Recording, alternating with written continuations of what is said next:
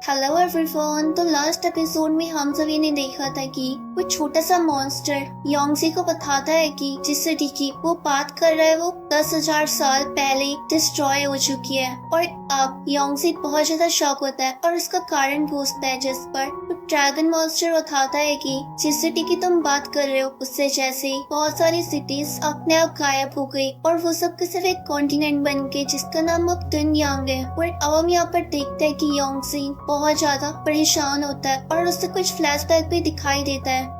यहाँ पर वो ड्रैगन मॉन्स्टर से पूछता है कि आखिर तुम हो कौन और तुम वहाँ पर लोगों की ग्रेव के बीच में क्या कर रहे थे, कि कहीं तुम्हें किसी ने अब तक जिंदा तो नहीं मार दिया था। और उसकी बातों को सुनकर योंगजी को अपना पास याद आता है जहाँ पर येनी नाम की लड़की उसे छोड़ के जा रही होती है और अब वो प्रेजेंट में आता है और येनी का नाम लेता है, जिस पर वो ड्रैगन मॉन्स्टर कहता है कि कहीं उस लड़की ने तुम्हें जलाया तो नहीं था। योंगजी को कुछ भी याद नहीं आ रहा था और जब वो अपनी पावर्स को चेक करता है तो उसकी पावर्स उसके पास नहीं थी। देखते हैं कि वो फिर से उस ड्रैगन मॉन्स्टर को जलाने वाला होता है, जिस पर वो कहता है कि मैं अभी छोटा हूँ और शायद मैं तुम्हारे कुछ काम आऊँ। अब जिस पर हम अगले सीन में देखते हैं कि योंगजी नीचे उन्हीं ग्रेव्स को देख रहा होता है और अब वो उसका इतिहास पूछता है कि आखिर ये ग्रेव्स यहाँ पर आए कैसे। तो वो ड्रैगन मॉन्स्टर बताता है कि वो तो बड़े लोगों को ही पता होगा, मैं तो अभी बहुत छोटा हूँ ना। और यहाँ योंगजी अपने मन में सोचता है कि सच तो मैं जान के ही रहूंगा कि आखिर मुझे यहाँ पर किसने जलाया और भला क्यों। उससे पहले तो मुझे यहाँ की मिस्ट्री को सॉल्व करना होगा, इन गॉड्स और डेमन की ग्रेव को।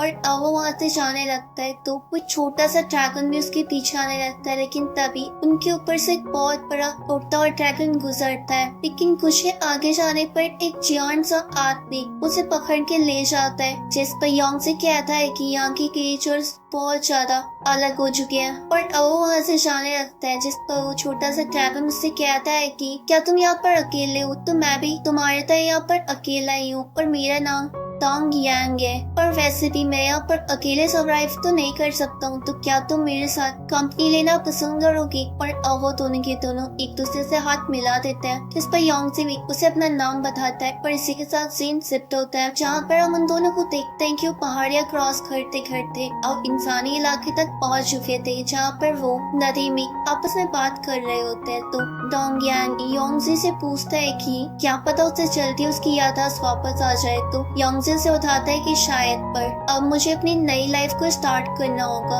वैसे तुम क्या चाहते हो, जिस पर टोंगयांग बताता है कि मैं इस पूरी दुनिया को खाना चाहता हूँ। और अब जब वो आपस में बात कर ही रहे होते हैं कि तभी टोंगयांग का पैर फिसल जाता है और वो सीधा उस झरने से नीचे गिरने वाला होता है, लेकिन योंगजी उसे बचाने की कोशिश करता है, जिसकी वजह से वो भी नीचे गिर जाता है और उससे झरने की नीचे लड़की नहा रही होती है। योंगजी उसे साइड हटने के लिए कहता है, पर तब तक देरी हो चुकी थी और वो सीधा जाकर उस लड़की के ऊपर गिर जाता है। और वो लड़की काफी ज्यादा गुस्से में भी थी, लेकिन जब वो पानी के अंदर जाता तभी ऊपर से वही टोंगयांग भी आकर गिर जाता है, जिसकी वजह से योंगजी उसके और भी करीब चले जाता है। और अब तो उसको बहुत ज्यादा गुस्सा आ गया था, इसलिए अब वो योंगजी के ऊपर अटैक कर देती है और खुद अपने कपड़े पहनते हुए योंगजी से कहती है कि वो यहाँ पे क्या कर रहा है। योंगजी उसे चुप करता है और फिर वहाँ से जाने लगता है, लेकिन तभी एक लड़की आकर उसके मुंह पे मुक्का मार देती है, जिसके बाद योंगजी उसे वार्निंग देते हैं, वहाँ से जाने लगता है कि तुम लड़की हो और मैं लड़कियों से नहीं लड़ता। लेकिन जैसे वो जा ही रहा होता है कि तभी वो एक बड़े से आदमी के ऊपर टकरा जाता है जिसका नाम याओ था। और अब वो लड़की